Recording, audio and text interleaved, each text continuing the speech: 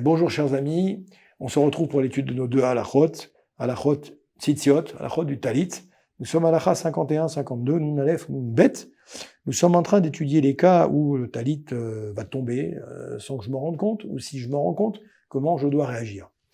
De la même manière qu'on avait expliqué dans l'halakha précédente que si le talit tombait, mais que je restais concentré, que je remettais le talit tout de suite en le ramassant de par terre, j'ai pas besoin de refaire l'halakha. Là, c'est une autre halakha.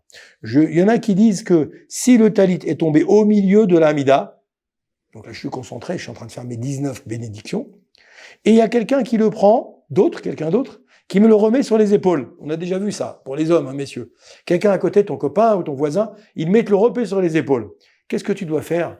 Ici, le Rav Adi Yosef, le Rav Yitzhak Yosef nous dit que lorsque tu termines ta Hamida, tu dois toucher un petit peu ton talit, il dit ici mashmesh, palper littéralement ton talit, veivarer, et tu refais la bénédiction. Oui. Il y en a qui disent maintenant que les Sfaradim, nous, on refait pas la bénédiction, on ne doit pas la redire, puisqu'on ne redit pas de bénédiction en cas de doute. En cas de doute, ça veut dire maintenant, comme j'ai déjà fait la bénédiction sur le talit, est-ce que je dois la refaire ou pas? C'est un safek. En cas de doute, on ne refait pas la bénédiction, nous disent les chachamim. Donc, d'une manière générale, pour être clair dans cette halakha qui est un petit peu technique, si le talit est tombé, même si ton voisin l'a remis, tu ne refais pas de bénédiction. D'accord? Tu le remets normalement, tu ne refais pas de bénédiction. Il y en a qui diront qu'on le referont, notamment chez les Ashkenazim, ici on nous dit, mais chez les Sfaradim, a priori, la majorité des Sfaradim nous disent que on refait pas la bénédiction. Ok? Halakha 52, même Nunbet, lorsqu'on enlève le talit avec l'intention de le remettre. Mais je le remets moins d'une demi-heure plus tard. Si je le remets moins d'une demi-heure plus tard, alors je ne dois pas refaire la bénédiction, même si je suis allé aux toilettes entre-temps. D'accord? Maintenant, si j'ai enlevé le talit et que je l'ai remis une demi-heure plus tard, d'accord? Oui, on a attendu une demi-heure, on doit redire la bénédiction pour le remettre. Surtout si on l'a plié et qu'on l'a rangé dans le sac.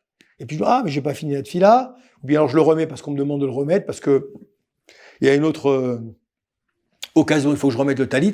On nous dit ici, alors qu'est-ce qui se passe? Là, on doit redire la bénédiction. Ok? On nous dit ici qu'on ne doit pas redire la bénédiction également si on a enlevé le talit sans intention particulière. Ça veut dire que j'enlève le talit pour aller aux toilettes, comme peut-être je l'avais expliqué précédemment. Si je le remets tout de suite après, je ne refais pas la bénédiction. Pourquoi? Parce que je ne me suis pas déconcentré de la tefila que j'étais en train de faire, de la prière que j'étais en train de faire. Et donc, comme je reste concentré dans mon action précédente, quand je remets le talit, nous disent nos sages, je n'ai pas besoin de refaire la bénédiction.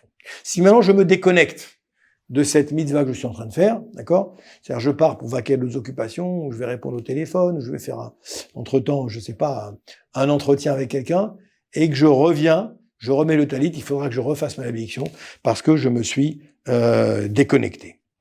D'accord? On termine ensuite. Ici, je crois qu'elle n'est pas tout à fait finie. Excusez-moi, Mechila.